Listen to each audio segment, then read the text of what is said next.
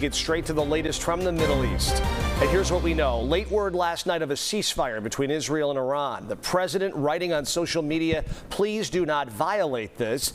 Now, overnight, word that it might already have been violated. In just the last few hours, Israeli officials claim Iran launched another wave of missiles, causing multiple deaths and injuries. But Iran seemed to indicate afterwards it would pause strikes. So joining us now to explain everything that's happened overnight is CBS News correspondent Bradley Blackburn.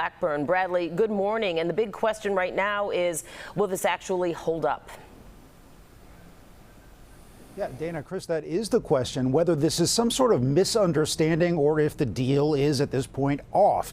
In a statement overnight, the Israeli government had confirmed it had agreed to President Trump's proposal for a bilateral ceasefire. But just a short time ago, as you said, the IDF said it had detected another round of Iranian missiles fired after that deadline. It is now working to intercept them, and Israel's defense minister said he's ordered new operations targeting Tehran. So this ceasefire is already in question. Sirens and smoke trails over Israeli skies this morning after a deadly Iranian missile barrage. Iranian state TV signaled those may be the last of the country's strikes after President Donald Trump announced a, quote, complete and total ceasefire between the two nations on social media last night. At first, Israel's prime minister announced his country had approved the ceasefire deal, but then an about-face. Israel's defense minister has ordered new intense operations to attack Tehran and destroy targets of the regime and terror infrastructure after accusing Iran of violating the ceasefire. But an Iranian news agency said reports of a violation were false.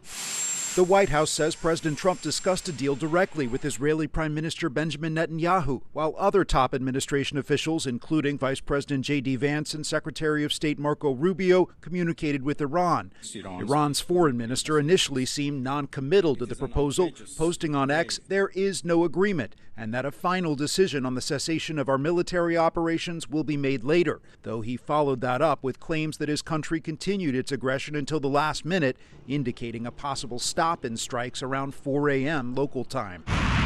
Monday, Iran launched counterstrikes targeting a U.S. airbase in Qatar, retaliation for U.S. strikes on 3 Iranian nuclear facilities over the weekend. President Trump says Iran gave early notice in advance and that there were no deaths or injuries.